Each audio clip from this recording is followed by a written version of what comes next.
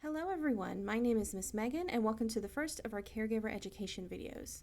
Today's topic is going to be about baby sign language, what it is, how to use it, some beginner signs, and additional resources for you to explore.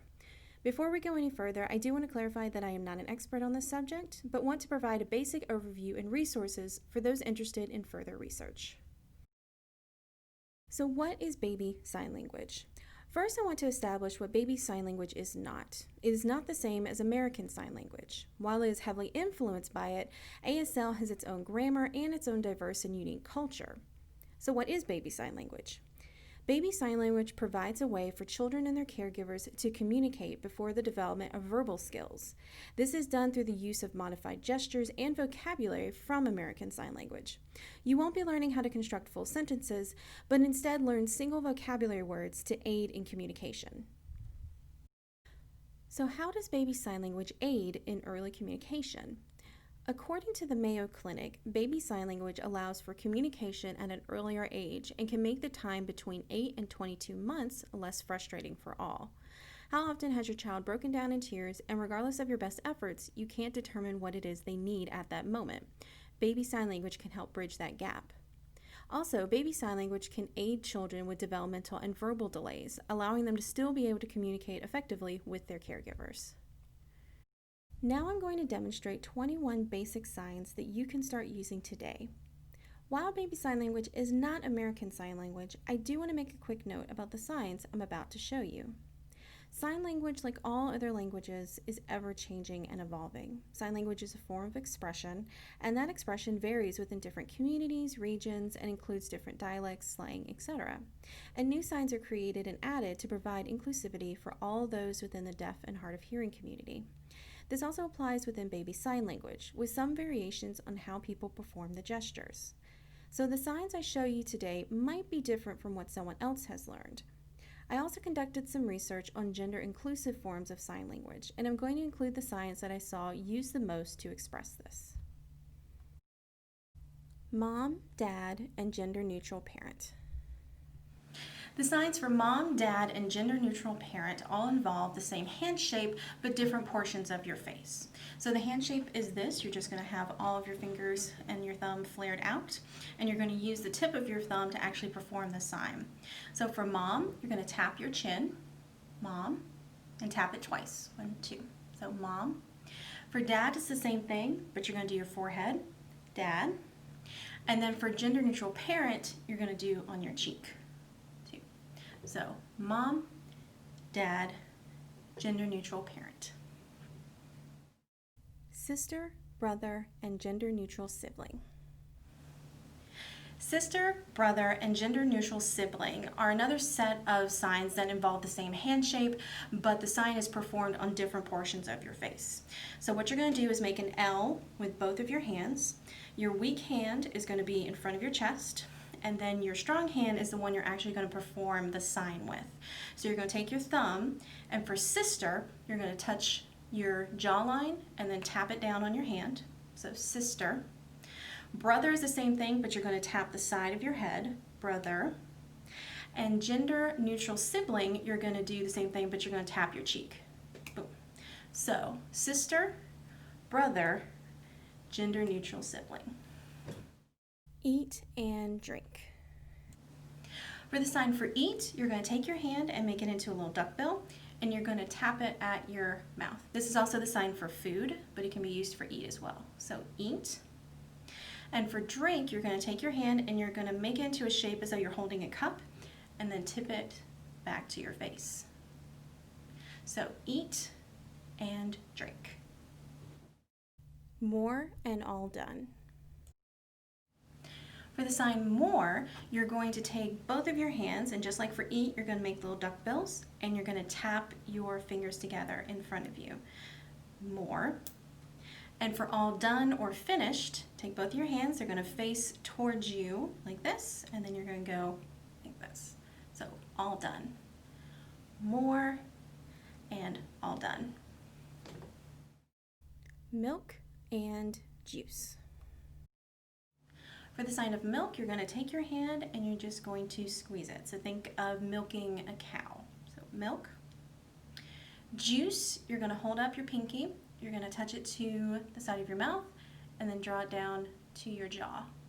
Juice. So milk and juice. Happy, sad, and hurt.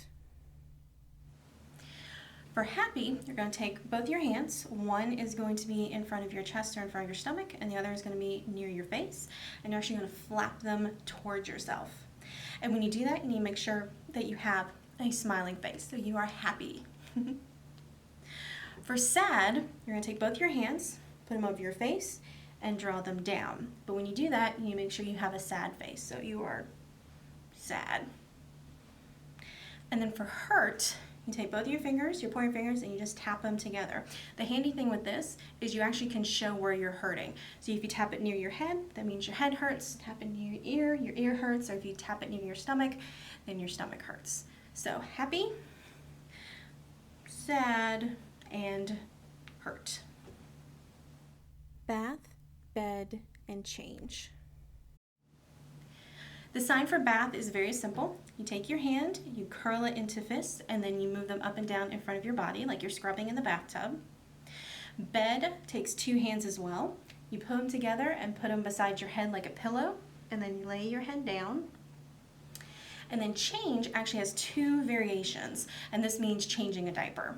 So what you're going to do, the first version, is you put your hands in two fists, but you're going to curl your pointer finger, and then you tap your wrists together. This can be a bit difficult for infants, so the alternative version is just curling your hand into fists and then just tapping your wrist. So same thing, but not curling your finger. So bath, bed, and then change, or change. Please, thank you, and I love you. To say please, you're going to take your hand, put it in front of your chest, and move it in a circle. So that's please. Thank you also requires just one hand. You're going to touch it to your chin and then pop your hand out. So thank you. And then I love you. Now there's two variations for this. There's the I love you that you may know pretty well, which is this, but this can be a little tricky, particularly for infants.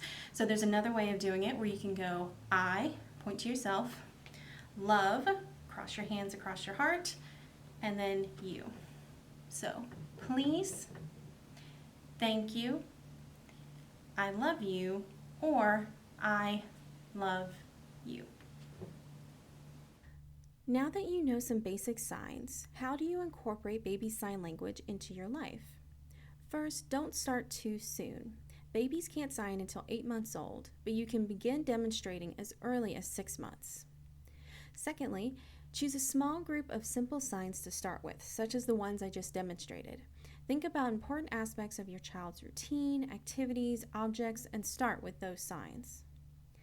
Thirdly, use signs as you go throughout your day while speaking with your child. It will help your child connect the sign to the activity, object, or person. For instance, sign the word for bath when asking, "Are you ready for a bath?" and while the child is in the bath. Sign the word for change when changing a diaper. Make sure you are still talking with your child as you use the signs in order to help them to develop their verbal skills.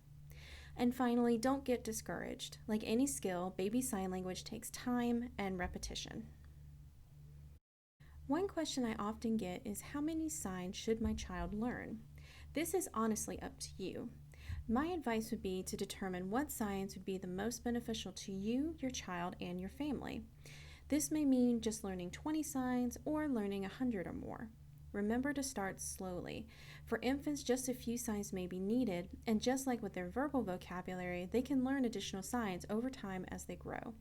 Take note of activities, people, or objects that have importance to them, and research the baby sign for that.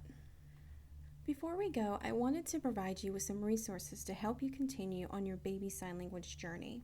We have many materials in the GCPL catalog, including adult nonfiction, board books, and DVDs.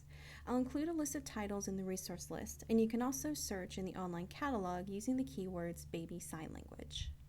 Outside of the library, there are also some great free online resources available to you as well. These include baby sign language dictionaries and video demonstrations, developmental information, and additional tips on how to incorporate baby sign language into your child's life. Thank you for joining me today. I hope you learned a lot and that I provided you with a good starting point for learning and teaching baby sign language to your child. Remember to check out the resource list with information about the items available through the library and online. Again, thank you for joining me and good luck on your baby sign language journey.